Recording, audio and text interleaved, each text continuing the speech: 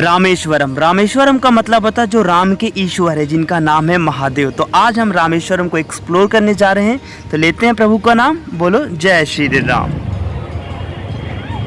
समुद्र के किनारे होती है मेरी सुबह। जैसा कि आपको पता है कि पिछले 11 महीने से मैं श्री राम जी का वनवास कर रहा हूँ। मतलब जहाँ जहाँ श्री राम जी अपने वनवास के दौरान गए थे उस जगह को मैं एक्सप्लोर कर रहा हूँ, वो भी पैदल। लगभग 7500 किलोमीटर चलने के बाद मैं पहुँचा हूँ आज रामेश्वरम।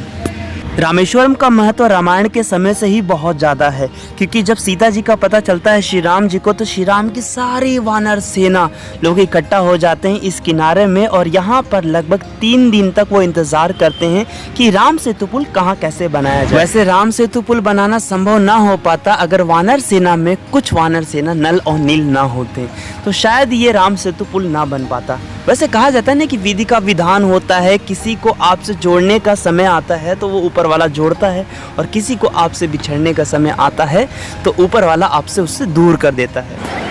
तो मैं भी नहाने के लिए जा रहा हूँ और जल्दी जल्दी फिर दर्शन करेंगे, और सभी लोगों के लिए प्रार्थना करूँगा जिन्होंने भी मेरा मदद किया इस सफ़र में, चाहे वो फाइनेंशियली हो, इमोशनली हो, हर तरीके से। चलते हैं फिर नहाते हैं डुबकी लगाने के लिए। सॉरी, ये सब तो बोलना मैं भूल ही गया।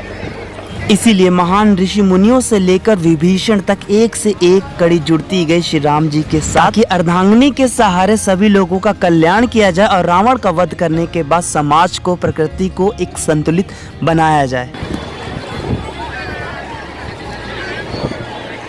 वैसे देखा जाए तो बिहार के गया डिस्ट्रिक्ट को पितृ विसर्जन के लिए बहुत ज़्यादा माना जाता है, लेकिन रामेश्वरम में भी भीड़ कम नहीं होता। काफ़ी दूर दूर से लोग यहाँ पर अपने पितरों की पूजा करने के लिए आते हैं। अस्थि विसर्जन करने के लिए भी लोग यहाँ पर बहुत दूर दूर से आते हैं।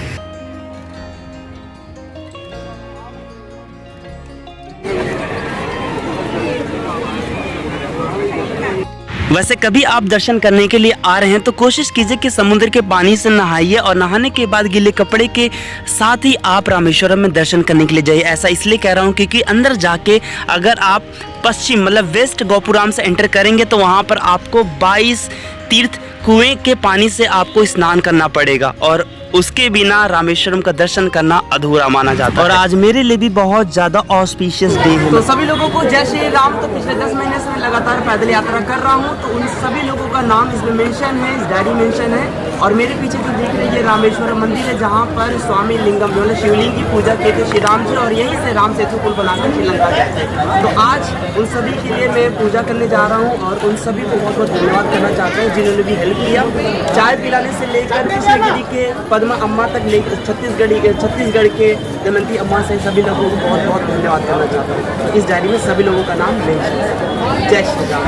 ये बहुत भीड़ है।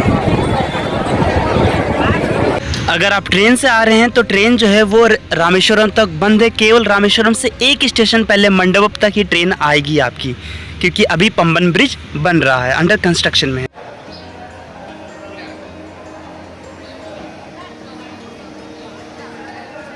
मैं हमेशा से ये कहते हुए आया हूँ कि साउथ के मंदिरों में ये सबसे ज़्यादा खास बात होती है कि दर्शन करने के साथ साथ आप वहाँ के आर्किटेक्चर का भी आनंद ले सकते हैं। वहाँ का आर्किटेक्चर आपके इतिहास को इतने अच्छे से दर्शाता है कि इतने अच्छे से आपके किताब में भी उस चीज़ को व्याख्या नहीं दी। महादेव का दर्शन करने के बाद में कोने में बैठकर अपने डायरी के पन्ने को पलटता, और जिन जिन लोगों ने मदद किया सभी लोगों का नाम इस डायरी मेंशन है, और सभी का नाम मैं वहाँ पर लेना स्टार्ट करता हूँ। रामेश्वरम मंदिर में दर्शन करने के बाद मैं जाता हूँ धनुषकोडी के लिए, जिसके लिए हर एक टाइमिंग पर बस बना हुआ है। बस नंबर 2। अगर कभी भी आप रामेश्वरम से धनुषकोडी जा रहे हैं तो बस नंबर 2 का आप इंतजार कीजिए और आपको वहाँ पर बस मिल जाएगी। अगर आपके साथ कोई बुजुर्ग आ रहा है या आप बहुत ज़्यादा थके हुए महसूस कर रहे हैं तो मंदिर के मेन गेट से समुद्र तक आने के लिए भी ई रिक्शा की सुविधा वहाँ पर दी गई है, जिसका किराया मात्र केवल 15 से 20 रुपए। अगर आप अकेले आ रहे हैं तो आपको रूम खोजने में, रूम मिलने में बहुत ज़्यादा दिक्कत होगा, तो हो सके तो आप पहले ही रूम बुक करके आइए, क्योंकि यहाँ पर सिंगल लोगों को रूम नहीं मिलता है। सीजन के दिन में तो और भी ज़्यादा प्रॉब्लम होता, तो हो सके तो आप पहले ही रूम बुक करके आइए यहाँ पर रामेश्वरम घूमने के लिए। अगर आप रामेश्वरम से धनुषकोडी जा रहे हैं तो केवल आपका 40 रुपीज़ लगेगा बस से, लेकिन अगर आप टेम्पो बुक कर रहे हैं तो पर हेड 200 रुपीज़ आना जाना लगेगा।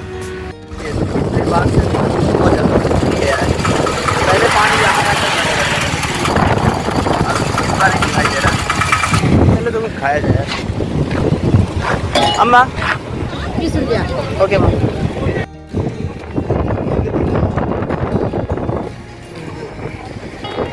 थोड़ा और मेरा श्रीलंका रहेगा। पहले मैं हैदराबाद बस चेन्नई जाऊँगा, चेन्नई क्योंकि कोई डायरेक्ट ट्रेन है नहीं रामेश्वरम से और मदुरई से काफ़ी ज़्यादा दूर है, इसीलिए चेन्नई की ट्रेन रामेश्वरम के लिए बहुत सारा है।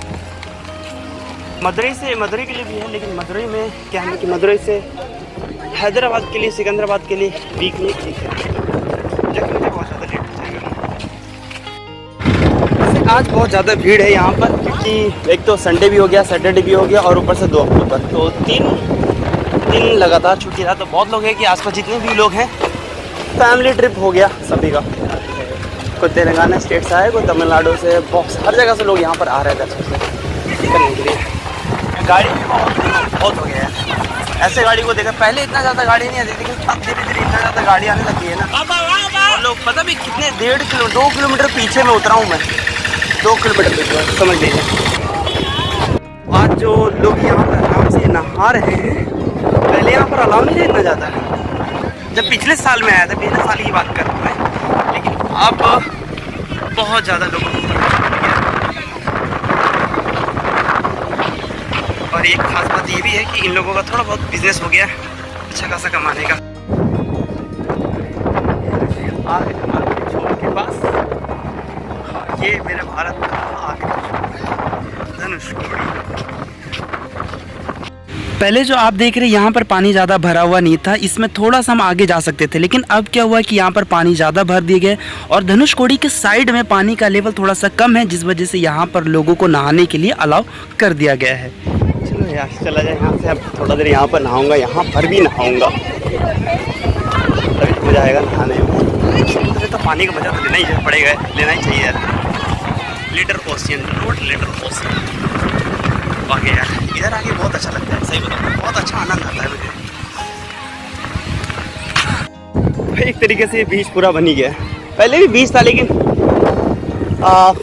जैसे कहते हैं ना कि कभी कभी भीड़ भी सुंदरता बढ़ाती है चीज़ों को। इतना भीड़ ठीक है, इतना भीड़ तो कोई वो नहीं है, लेकिन जब इससे ज़्यादा भीड़ होता है ना भाई, तब तो बहुत मुश्किल है।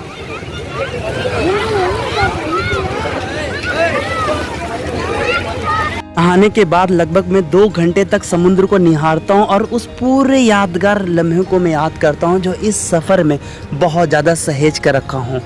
और कभी कभी तो ऐसा होता है कि मैं काफ़ी ज़्यादा इमोशनल हो जाता हूँ कि कैसे कैसे जगह से मैं बीता, किन किन लोगों ने मदद किया, उन परिस्थिति में भी लोगों ने मेरी मदद किया, उन लोगों ने भी कि जिनके पास खुद तो आर्थिक सहयोग नहीं मिल पा रहा उनको, लेकिन वो मुझे आर्थिक सहयोग देते हैं। अपने घर में खाना तो नहीं, लेकिन फिर भी वो मुझे खाने के लिए देते हैं। इस महान स्पिरिचुअल जर्नी से मुझे काफ़ी कुछ सीखने को मिला। तो कभी मैं आप घर पहुँचने के बाद आपसे निफिक्र में सारे चीज़ें को साझा करूँगा। मुझे उम्मीद है कि आपको श्री राम जी की स्पिरिचुअल जर्नी बहुत ज़्यादा पसंद आई होगी, लेकिन थोड़ा सा मैं निराश इस वजह से हूँ क्योंकि ये लाखों लोगों तक पहुँच नहीं पाया जो मैं चाहता था।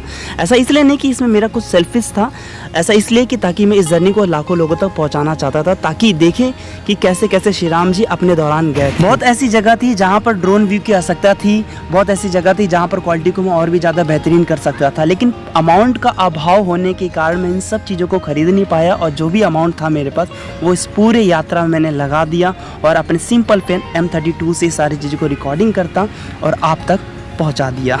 तो ज़रूर अगर आप अपने रिलेशन, अपने फैमिली मेम्बर के साथ शेयर करते हैं मेरी जर्नी को, तो थोड़ा सा मुझे भी मदद मिलेगा श्रीलंका जाने के लिए। तो आज तो मुझे इधर कहीं सोना पड़ेगा, रूम तो मिलेगा नहीं मुझे और नाम मिल रहा है। कोई बात नहीं है, जो होगा देखा जाएगा। समुद्र के वरुण देवता के सामने सोते हैं।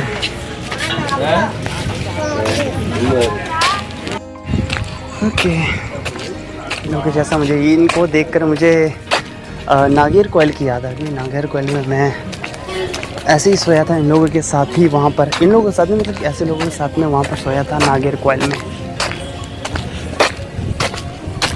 और ये है समुद्र इधर। ओह, तो ये रहा मेरा बेंच और यहाँ पर सो गया समुद्र के हवा के सामने, सॉरी इसके साथ। तो आज की नाइट मेरी ऐसी रहेगी। कल निकलना है मुझे यहाँ से। पहले सबसे जाना चेन्नई, चेन्नई के बाद हैदराबाद। अपना पासपोर्ट लेना है, हैदराबाद दोस्त के पास रखा हुआ मेरा पासपोर्ट है, सेफ्टी के लिए मैंने छोड़ दिया था। फिर इसके बाद फिर अपना फ्लाइट की टिकट हो जाएगी और 15 से 20 तक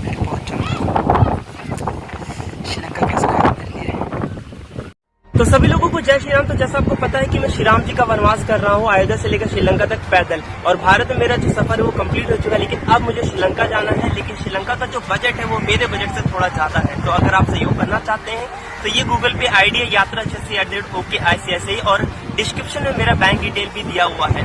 यूट्यूब पर थोड़ा वीडियो वायरल नहीं हो, इसलिए थोड़ा आपसे मुझे सहयोग लेना पड़ रहा है। तो आप अगर करना चाहें तो कर सकते हैं, जिससे मैं श्रीलंका में भी पैदल यात्रा कर पाऊँ और श्री राम जी का डंका बजा पाऊँ। चलते हैं फिर। जय श्री राम।